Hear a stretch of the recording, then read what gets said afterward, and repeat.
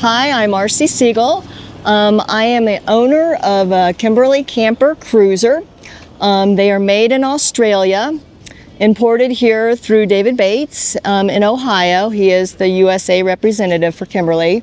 The cruiser has two different models.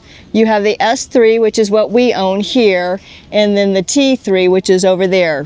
Ours is a single axle, dual arm suspension trailer. Very versatile for overlanding, going off-roading and everything. But the beautiful thing about it is that we still have a lot of creature comforts.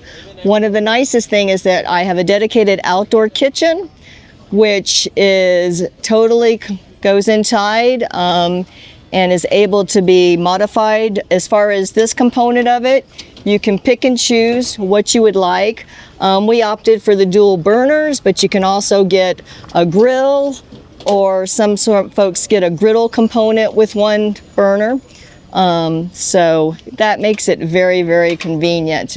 Somewhat able to be customized. The outdoor kitchen is run by propane, but the other systems, as far as the heater and the water heater, are diesel gas. And there's also induction cooktop inside. Come on inside. The beautiful thing about the Kimberly camper is the cute creature comforts. I have an oversized queen bed, north-south, which was very key to us when we were looking for a new trailer. I was tired of climbing over my husband every night to get to the bathroom. The other wonderful thing about it is a dedicated bathroom. It is a dry bath, which means that the shower is completely contained. We were originally from Florida, and having a wet bath with everything in there getting wet was not very convenient for us. So I can squeegee and then just microfleece it dry, and it's golden.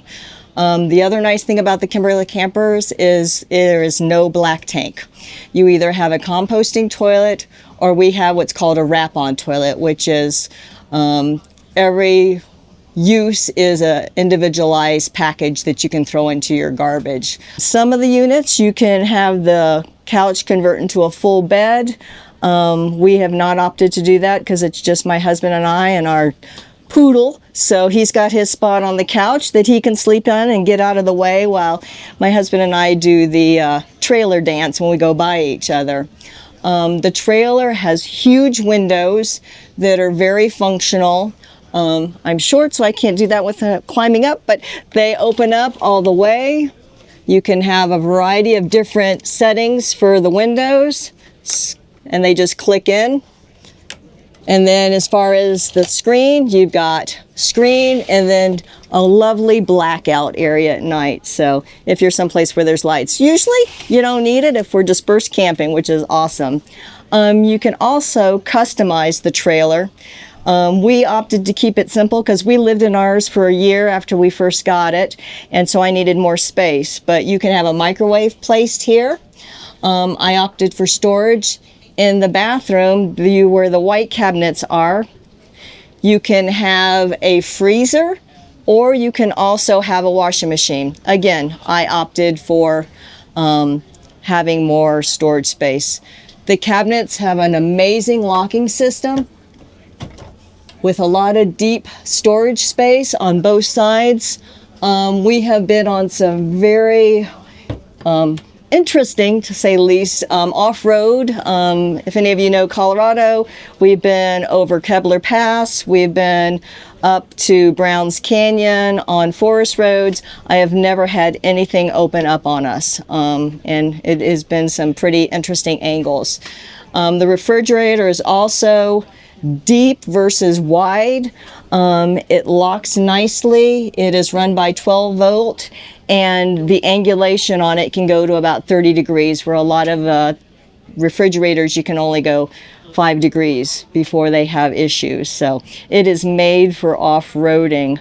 The trailer has so much storage space.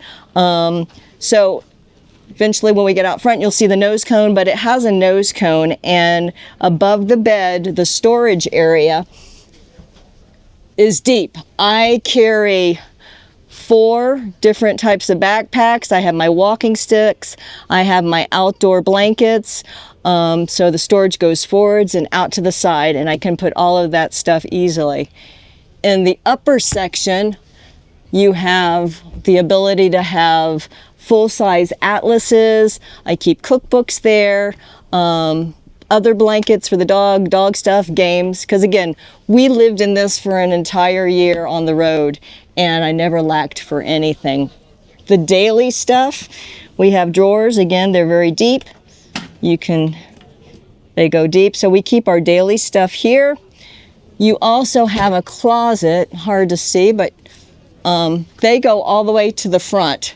So you can hang things in here, and they've changed things. Ours was the second one that was brought into the US, but now they have different opening mechanisms, so it's 180, so you can get in there without contorting. But the nice thing is you also have depth from here down, and we would store clothing in plastic bags, and just depending on the season, we could rotate stuff. So there was plenty of storage space there. We have 4 fans. So with the windows open and the fans and the door with the magnetic screen, we rarely need to use to run the AC unless we're down in Florida in summer, and then you better plug in because it's going to be hot. You can run the AC without being plugged in off the batteries. It just sucks up a lot of battery time. So you can go about 6 hours before your batteries, at least on our unit, is depleted. The newer models have more battery storage, and they can go about 10 hours. But typically, because you're mobile, you just go where the weather's good. As far as outside, there's just a few other things that make this beautiful to live in. We have what we call the tunnel. It's a storage space underneath here, and it goes all the way to the other side. So again, a lot of storage space. I have 4 of these containers in here. On the other side, it's open just like this, and we can put our chairs, our tables. My husband keeps tools. So again, a lot of versatility, a lot of storage space. As far as technical stuff, I'm not super technical, but I know we have at least, I usually refer that to my husband, but we have 550 hours of solar, and we have 600, I'll have to ask him about the batteries. That's not my expertise. I was right, 600 amp hours. This is the pod. This is where our batteries are kept. And again, I had said that the water heater and the furnace are diesel. Diesel's here. We carry 2 extra jerry cans for that. So really, we never have to have a problem with power. The only time we do have a generator, the only time we've ever had to run it is when we were in the Pacific Northwest, where it was cloudy and dreary for longer than 3 days. We can usually go 3 days with what we have. So that is the beauty of this trailer. And again, I'm not as technical as the guys, but I know that it's got dual suspension and airbags. So it's super easy for us to level left to right. And then as far as front and back, they can do that with the wheel cranky thing. I don't know, we've had it for 3 years, not had a problem with it, gone amazing places with amazing views. Awning is easy to put out, and then we secure it with a Bedouin. So we've been in some pretty windy weather without any issues as well. We do 1 extra solar panel that we can maneuver around if we're in a shadier spot, that just tops off the batteries as well.